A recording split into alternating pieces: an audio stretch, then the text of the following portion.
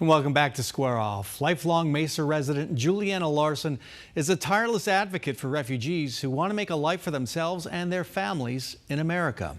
But Larsen never saw herself in that role. After the September 11th attacks, she shared the same suspicions, even fears, about people who look different. Then, as she says, she had a talk with herself. Here's Juliana Larsen's story. Juliana Larsen is organizing. Good morning. Hi. Good. Remind me to talk to you about summer programs, okay? Counseling.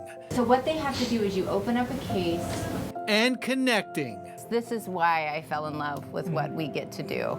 Larson is co-founder of the 3-year-old Arizona Refugee Center in Mesa. The nonprofit's volunteer staff serves as a bridge between migrants to the U.S. and the many services they need to begin to build a life here.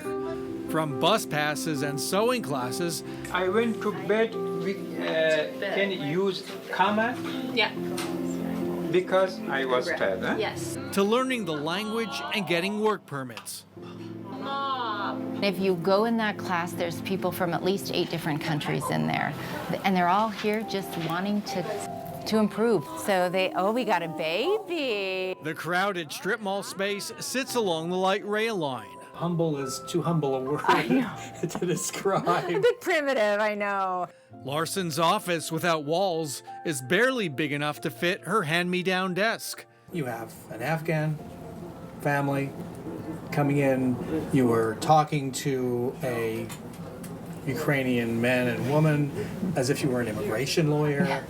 Just a few minutes ago, you're over there raising money for the center. Did you know what you were getting into? No, absolutely not. Absolutely not. I didn't know. Larson never saw herself becoming a fierce advocate for refugees. She was a broadcast major in college, then a stay-at-home mom with her 6 kids. But after the September 11th attacks, something changed in her. Anytime you saw somebody with a hijab or somebody that might have looked maybe Muslim or from another religion, and you're trying to travel, there's this instant fear. I think it was wrong of us to have those feelings. I definitely experienced those feelings.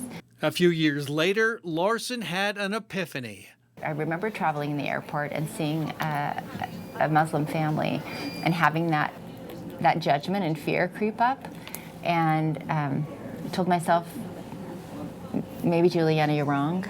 Maybe it's time to do some of your own investigating. That led to Larson volunteering to help Somali refugees. And then, 3 years ago, the founding of the Refugee Center.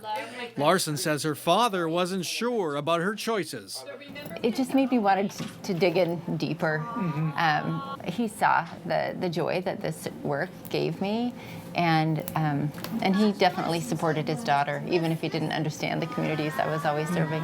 But now President Donald Trump has slammed the door shut on new refugees and frozen the status of those already here. We could no longer offer people hope, and that has been devastating for us.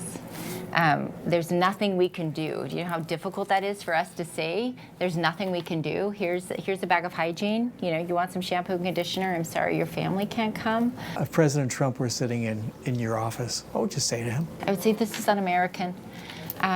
This isn't who we are. These are people who, many of them fought alongside of our U.S. military in Afghanistan. Many waited in refugee camps for 21 to 25 years to have their chance for a better life for their children. They want to be here. Larson's wish for her fellow Americans is to attend a citizenship ceremony to learn what she has learned. For me, it's the most patriotic and American thing that I've ever experienced. And I've been to several of them, and I cry every time like a baby as I'm singing I'm proud to be an American, alongside my dear friends who have come from other countries, who know what it feels like. Juliana Larsen shares the credit for the Arizona Refugee Center with her co-founder, Robin Peterson, and all the volunteers. Now, I interviewed Juliana before the U.S. Supreme Court ruling that allows the Trump administration to move forward with canceling temporary protected status for people from two countries, Haiti and Syria. When we talked again this past week, Larson told me the Arizona Refugee Center serves several Haitians who have protected status and pending asylum cases. Some have children in school here. Larson now believes many of those Haitians will be picked up by ICE. When we come back.